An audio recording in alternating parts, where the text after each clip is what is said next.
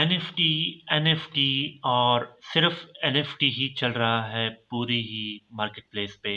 मतलब अगर आप फेसबुक पे आते हो, इंस्टाग्राम पे आते हो या ट्विटर पे जाते हो, आपको एनएफटी का वर्ड तो नज़र आ रहा है। आपको ये भी पता है कि इनसे लोग पैसे कमा रहे हैं, लेकिन आपको ये नहीं पता कि आखिर अगर मैं एनएफटी बना भी लेता हूँ, उसको सेल कैसे करूँगा।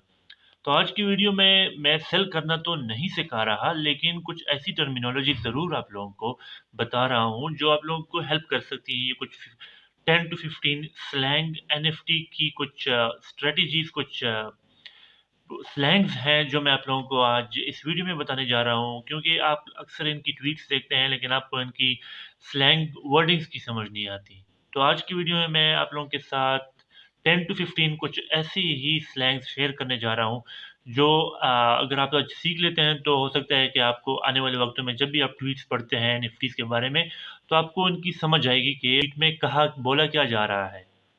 तो मेरा नाम है सरमद और आप देख रहे हैं मायो सेज। इस चैनल पे मैं अक्सर डिजिटल मार्केटिंग और एनएफटीज के बारे में काफ़ी वीडियोस लेकर आता हूँ उर्दू में, ताकि आप लोगों को पता चले कि एनएफटी की मार्केट प्लेस है क्या और यहाँ पर हम कैसे यहाँ पे अपनी एंट्री कर सकते हैं।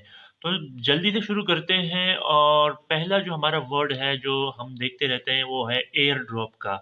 एयर ड्रॉप एक ऐसी चीज़ है कि अगर आप एक किसी भी एनएफटी के प्रोजेक्ट में इंटरेस्टेड हैं, उनकी ट्वीट्स रीट्वीट करते हैं और आप उनकी जो टास्क्स होते हैं उनको फॉलो करते हैं, उनकी कुछ एयर ड्रॉप्स यानी कुछ एनएफटी ले भी लेते हैं या कुछ इस तरह की कुछ अपने फ्रेंड्स को टैग करते हैं, आप कुछ पॉइंट्स अर्न कर जाते हैं, तो आपको एयर ड्रॉप्स में एनएफटीज मिलती हैं जो आपको फ्री में मिंट करनी होती हैं।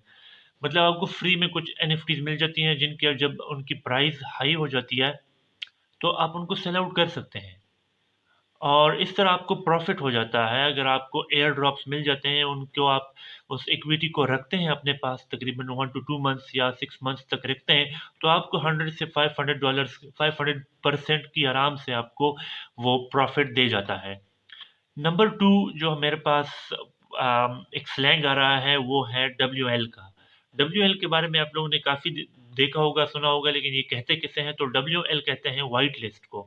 व्हाइट लिस्ट आपको तब किया जाता है जब आप किसी भी प्लेटफॉर्म को उनकी एनएफटी जब लॉन्च नहीं हुई होती, आप उनको सपोर्ट करते हो, उनको प्रमोट करते हो और उनमें एक्टिवली पार्टिसिपेट करते हो उस प्रोजेक्ट में, क्योंकि उनकी कुछ यूटिलिटीज़ या उनकी कुछ फीचर्स या उनकी आर्ट्स आपको पसंद आती है। तो तब जाके वो लोग, वो जो मेम कम्युनिटी है वो आपको व्हाइट लिस्ट में डालती है, और आप प्री सेल में यानी पब्लिक में आने से पहले ही आपको प्री सेल में ही आपको वो एनएफटीज को डिस्काउंटेड प्राइस में मिंट करने के लिए आज मिल जाती हैं, और इसका मतलब होता है कि आप वाइट लिस्ट में आ गए हो। इसके लिए आपको उनकी एनएफटी की जो प्रोजेक्ट्स हैं उनमें आपको पार्टिसिपेट करना होता है, उनको रीट्वीट करना होता है, अपने फ्रेंड्स को टैग करना होता है। और तो नंबर जो थर्ड आता है हमारे पास स्लैंग वर्ड वो है फ्लोर प्राइस का, यानी एफ पी का। एफ पी का मतलब है फ्लोर प्राइस। फ्लोर प्राइस होती है किसी भी एनएफटी की जो लोअर वैल्यू होती है, लोअर वैल्यू होती है उसको कहते हैं फ्लोर प्राइस, जिस पे आप किसी भी एनएफटी को परचेज कर सकते हैं जब वो नहीं गई होती किसी भी ऑक्शन पे। ऑक्शन पे जाने के बाद भी आप ले सकते हैं, लेकिन एक फ्लोर प्राइस जो होती है वो ट्रांजैक्शन और प्रूफ ऑफ स्टेक्स की बेस पर होती है। जब ज़्यादा से ज़्यादा ट्रांजैक्शंस और एनएफटीज बाय एंड परचेज होती हैं तो फ्लोर प्राइस की डिमांड जो है बढ़ जाती है और आपको ज़्यादा प्राइस पर मिलती है आ, वो एनएफटी। और ये अक्सर होती है एथेरियम में या सोलाना में हो सकती हैं। जिस तरह BAYC की आप फ्लोर प्राइस चेक करें, मेरे ख्याल में 90 के करीब थी, और आप यहाँ से अंदाज़ा लगा सकते हैं कि ये प्रोजेक्ट कितना पावरफुल है, कितनी पोटेंशियल इस प्रोजेक्ट में है। कुछ और टर्मिनोलॉजीज लाइक शेलिंग। शेलिंग होती है अक्सर जो इन्फ्लुएंसर्स होते हैं या बिग वेल्स होती हैं, अक्सर इन्फ्लुएंसर्स और सेलिब्रिटीज ही होती हैं जो किसी भी प्रोडक्ट प्रोजेक्ट को, किसी भी एनएफटी की प्रोजेक्ट को प्रमोट करने के लिए, उसकी अटेंशन लाने के लिए वो करते हैं उसको प्रमोट सोशल मीडिया पे, जिस तरह शेलिंग की थी। फॉर एग्जांपल आप एक छोटी सी मैं एग्जांपल ले लेता हूँ, जिस तरह एलन मस्क ने डॉज कॉइन की शेलिंग की आप कह सकते हैं, या उसको प्रमोट किया, लेकिन जब वो ऊपर गया, बम्प हुआ, तो तब जाके वहाँ पे एलन मस्क ने वो सब सेल आउट कर दिए और अपना प्रॉफिट वहाँ से निकाला, और डॉज कॉइन फिर से हुआ डंप। और अभी भी आज भी आप उसका नाम सुन रहे हैं, आप उसमें इन्वेस्ट भी करते हैं, लेकिन आपको कोई खास प्रॉफ़िट नहीं मिलती क्योंकि वो बम्प एंड डंप वाला सीन था। नेक्स्ट जो मेरे पास स्लैंग वर्ड्स हैं, तो उसमें मेरे पास जो नेक्स्ट स्लैंग वर्ड है, वो है रग पुल का। रग पुल के बारे में आप लोगों को ज़रूर नॉलेज होनी चाहिए क्योंकि ये बहुत ही बड़ा स्कैम होने चला जाता है। जब एक पोटेंशियल हाइप क्रिएट हो जाती है एक प्रोजेक्ट की, लोग उसमें इन्वेस्ट करना शुरू कर देते हैं, तो उस प्रोजेक्ट की जो कम्युनिटी होती है, प्रोजेक्ट की जो कम्युनिटी टीम होती है, वो रग पुल कर जाती है, यानी वो पैसा लेके भाग जाती है। प्रोजेक्ट ओपन सी पे कहीं पे भी आपको नज़र नहीं आता। वो तो तब आपको मेरी एडवाइस यही होगी कि आप पहले उस प्रोजेक्ट को स्टडी करें, रिव्यूज़ चेक करें, कौन इन्फ्लुएंस कर रहा है, किसने इसकी ऑडिट की है, और इस तरह की काफ़ी उसकी आप स्टडी आउट कर सकते हैं। तो नेक्स्ट का जो स्लैंग वर्ड है DYOR का। DYOR का मतलब है डू योर ओन रिसर्च। आपको काफ़ी ट्वीट्स में मिलेगा, कोई कुछ लोग आप लोगों को किसी भी प्रोजेक्ट के बारे में बोलेंगे कि यार ये प्रोजेक्ट बेहतर है, इसमें अगर आप इन्वेस्ट कर लेते हैं तो it would be a good one for you.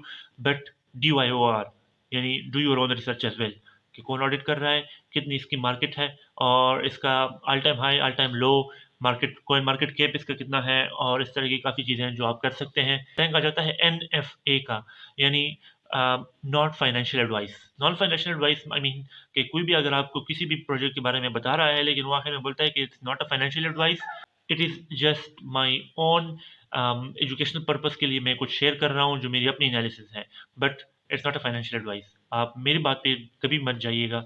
आप अपनी रिसर्च कर सकते हैं, अपनी रिसर्च के बाद आप जा सकते हैं मिंट करने पे, या फिर आप इन्वेस्ट भी कर सकते हैं उस प्रोजेक्ट में।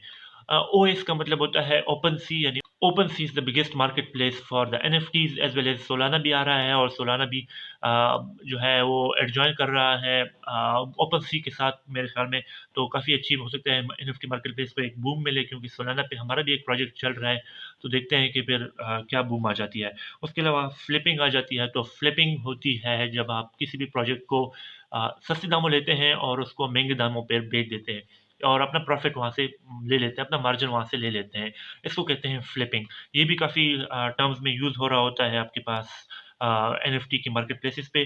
तो आपको चाहिए कि आप अगर किसी भी मार्केट प्लेस को, अगर किसी भी NFT को आप कर रहे हैं, उसमें आप इंटरेस्टेड हैं, तो उसकी ट्विटर पे और उसके डिस्कॉर्ड में आप ज़रूर वहाँ पे एजुकेशन लीजिए। कुछ NFT के जो प्रोजेक्ट्स हैं, जिनमें BAYC हो गया, द मशरूम क्लब हो गया, तो मैं अपने डिस्क्रिप्शन में उनकी लिंक भी दे देता हूँ। काफ़ी अच्छे काम कर रहा है वो बंदा, द मशरूम याच क्लब का जो बंदा है, वो काफ़ी अच्छी सी वीडियोस बना रहा होता है, लेकिन वो इंग्लिश में होती है। तो अक्सर मेरी यही कोशिश होती है कि मैं आप लोगों को NFTs के बारे में जो रहनुमाई है कि जितनी भी है वो सब उर्दू में पेश करूँ, ताकि आप लोग को इसकी समझ भी आ जाए, और आप अगर इंटरेस्टेड हैं तो इसके बारे में कुछ और भी मैं आप लोगों के लिंक्स यहाँ पे शेयर कर देता हूँ, ताकि आप लोग, अगर आप लोगों को और भी जानना है इस प्रोजेक्ट के बारे में, तो फिर आप उन लिंक्स के थ्रू, उन रिसोर्सेज के थ्रू एजुकेशन हासिल कर सकते हैं NFTs के बारे में। अदरवाइज़ आपका भाई आपके सामने हाज़िर है, अगर आपको किसी भी अ,